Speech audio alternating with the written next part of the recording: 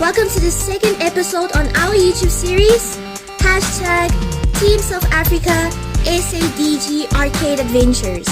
Today's episode will be covering up new dance gaming updates from an arcade called Electric Avenue, located in Gateway Theatre of Shopping.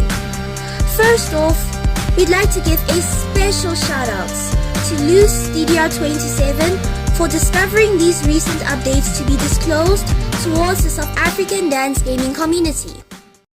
Usually this series only covers up South African arcades that haven't been featured in this 30-minute documentary about 20 South African arcades of having access to a DDR series then. But that's not all the DDR cabinets available within this country.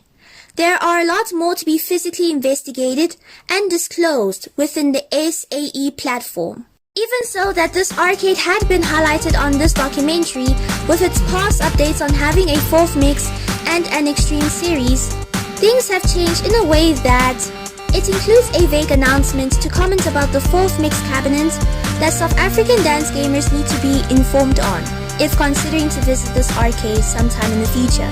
So, at least knowing this information in advance can really be beneficial towards our community. Okay, let's get into the recent updates. So right now, this arcade still has access to a 4th mix cabinet, but the Extreme cabinet has now been replaced with a Stepmania 5 software. We do have details on what needs to be discussed about, in which they are in bullet point form.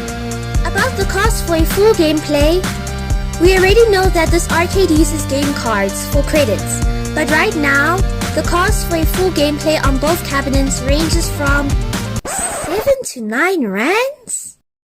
Honestly, this arcade charges irrational prices for these dance cabinets.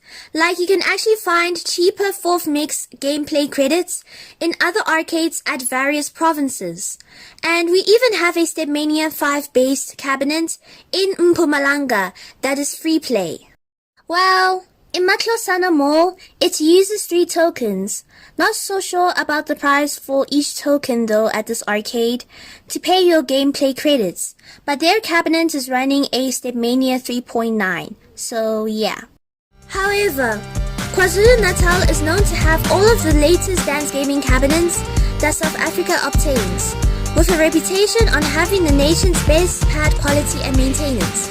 So you should consider training at these arcades located in places like Suncoast International, Galaxy Mall, and etc. if you have the choice to train at these places in terms of your nearest arcade access. Starting with the overall cabinet conditions on the 4th mix series, its monitor's display is very dimmed, with also a vague situation about its screen moves up. It looks like it is moving down though, in a way that whilst you adjourn in the gameplay, you'll see the receptor moving down continuously, hence making the game now become unplayable.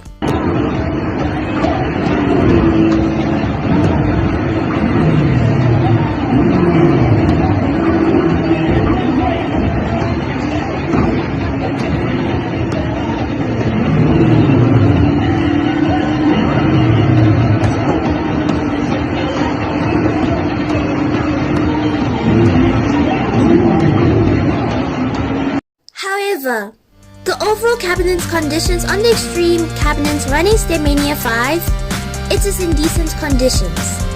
The packs that are available inside are ranging from DDR 1st mix till the Extreme series. But all of these series packs are in one folder, instead of them being categorized into groups. We are not so sure about this, but if you're possibly thinking about regularly training at this arcade, well, if it is your only nearest access though, try your best to ask the manager to have permission. Well, we're not so sure if this will require yourself to become a technician on making changes on the cabinet with Stepmania as an experienced dance gamer, like changing the theme to Simply Love, adding more packs, learning about pad maintenance, and etc. To comment on the pad quality and maintenance, on both cabinets, Loose DDR27 only got the chance to test out on both Player 1's side, so we don't have any information to disclose about both Player 2's side. Both Player 1's side on each cabinet are not in decent conditions. The pads are undersensitive, in which you'll have to step harder for the panels to respond. We're not so sure if the technicians will consider to maintain these pads, but it doesn't hurt to ask them at least if you perhaps visit this arcade and you're still having pad-related issues during your gameplays. More new updates about this arcade will be appearing on the ZIV webpage, so please take note of that. Thank you so much for watching this episode, and see all of you guys on our next project.